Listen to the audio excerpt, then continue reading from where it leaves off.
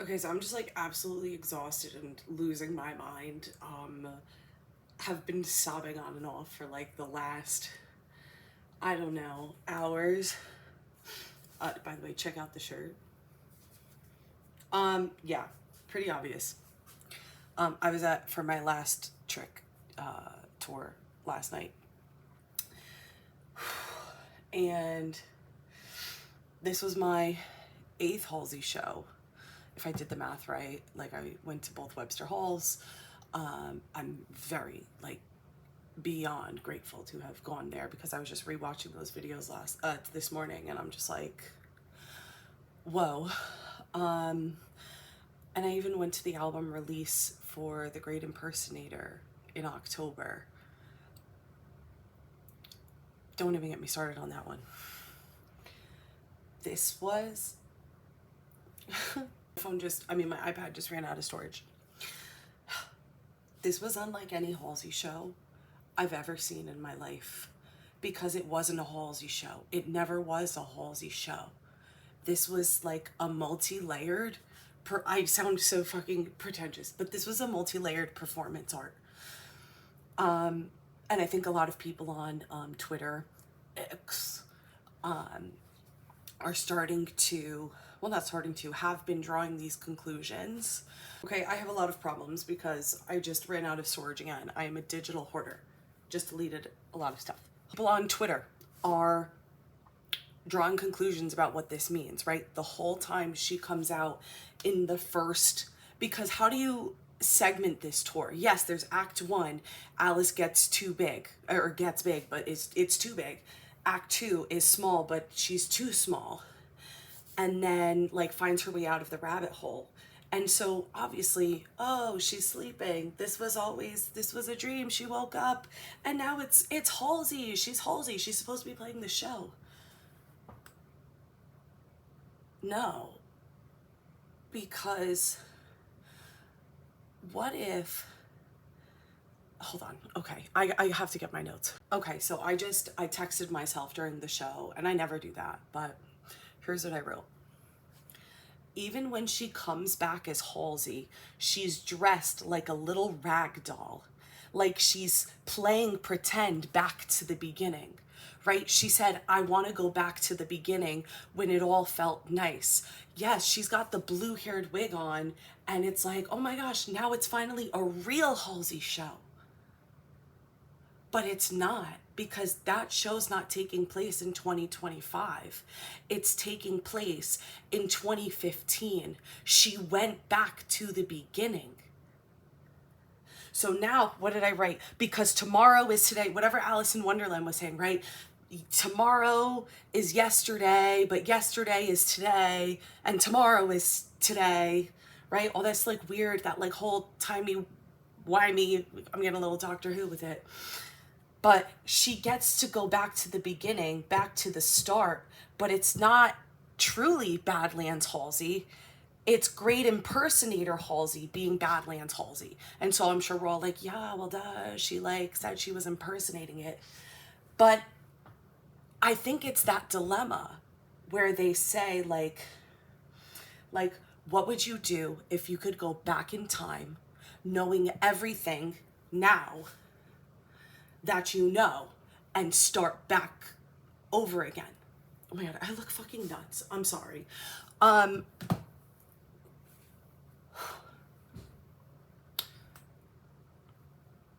think that's what that part of the show is. What if you could start it all over again, knowing what you know now? And now she gets the choice, because will she relive it all over again? Or will she do something different this time?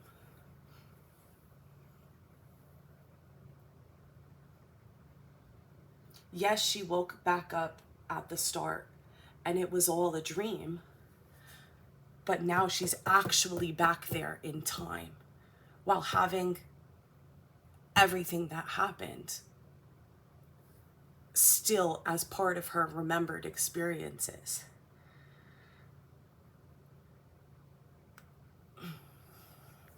Then I was talking about the Badlands, how she remade all the Badlands and actually debuted it at the Great Impersonator album release. I'm actually very honored that I got to see that, those releases for the first time, because folks are speculating that there might be a release or re-release of Badlands for the 10-year anniversary with these as like remakes, which I think would be really cool, because I wrote, by doing the remakes of the old hits that she's known for, she gets to reclaim herself.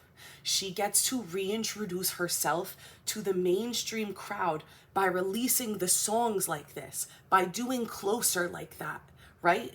By doing that little pop punk moment. Because let's be real, like, when I was at that show last night, why were people playing G-Eazy in the parking lot? Like, I don't, like, that's whatever. Whew. I get a little upset because it's like, they don't understand her fight. They don't understand everything that they went through, like that Halsey went through, Ashley, that Ashley had to go through to live the life as Halsey. For my last trick, it says I will disappear. I'm not lifting this shirt all the way up. That's not happening. For my last trick, I will disappear. Is this official merch? No, but that's kind of like, that's it. I will disappear and reappear again as like a new form. So, and I said, yeah, because she gets to show the mainstream crowd what she's really like, because they just don't know a single thing about her. They don't, I guarantee you, I don't know how many people in that venue. I love that they were cheering for her. I love that Halsey gets to play these crazy shows, but like, how many of them know that we almost lost this living legend, this incredible, phenomenal human being? And they don't know everything that transpired. The evolution, that was a gigantic evolution. I'm sorry, I'm saying all this serious stuff and I have Gizmo and Franklin in the back and I'm just like losing my mind. For my last trick, I'm gonna lose my mind. And I just also want to take a moment to appreciate, because I noticed this and I thought it was just like fantastic. At one point they go, Halsey goes, I am so in my body right now. As she has like 50, I don't know, 20, 30, I don't know how many people are in these venues, 1,000 people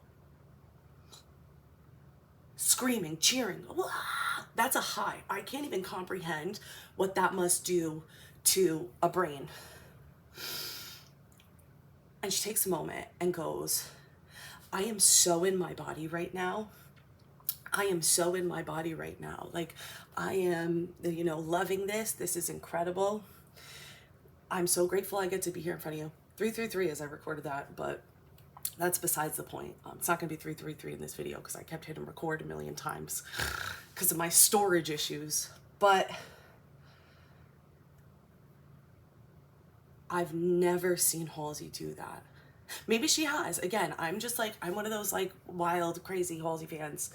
I'm not saying I'm an expert on Halsey, but to me,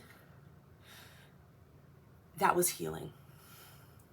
That's taking a moment to like affirm and train your brain as like a reinforcement. Like, I am so in my body right now. I am so here. Like, I'm speechless, actually. Yeah. I'd also like to say, when I got these seats, I was like, oh, this is the furthest I've ever been from Halsey. In these seats, I'm very spoiled and grateful. Not literally spoiled. I spoil myself. Treat yourself. Treat yourself. And I make sure that when I see Halsey, I And her tickets aren't very expensive. And for that, I'm appreciative. But anywho, this was simultaneously like the furthest from Halsey I'd been. And I was kind of bummed about that. But then during Is There Somewhere, like, or before that, Halsey was talking about like people who've been manifesting her and her songs. And I was like, oh my God, is this going to be like my moment? Like, am I going to get called for the, you know, I've been trying to avoid spoilers, but for the Dealer's Choice, I really wanted to do the Dealer's Choice, but it wasn't. It was Is There Somewhere, and they were walking around the venue. And I'd never seen Halsey do that. That was very new to me. And it just so happened that my seats, I was like section 104 BB at Freedom Mortgage Pavilion, somewhere I've never been before, had no idea Halsey was going to be walking through the venue. To even purchase these tickets, it took me 30 minutes because my card kept saying, oh, it wasn't like I had the money. Well, I don't have the money, but like I had money in my account. And it just said, transaction declined, and I kept trying to put that one, like more tickets and more tickets in my account. And then I tried another venue, more tickets, and it just wouldn't go. And I finally called the PNC lady, and I was like, how you gonna help me? Like, I'm trying to buy concert tickets. And she's like, oh, sure. Like, I was like, okay, like this is this. I was like, oh my God, wait, it just went through. Thank you. She was like, oh, like, she's like, oh, it went through. That's awesome. I was like, yes, what did you do? She was like, oh, I didn't do anything. I was still looking up your account. That's awesome that it went through. Maybe it just needed a moment.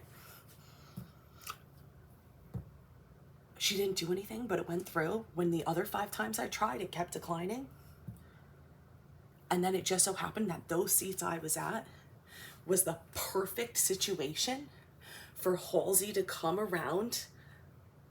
And I'm right there with all this space, the handrail. I literally clutched like that. I'm trying to make an Is There Somewhere lyric connection, but it won't leave my mouth right now because I'm still picturing Halsey as far away from me as Gizmo and Franklin.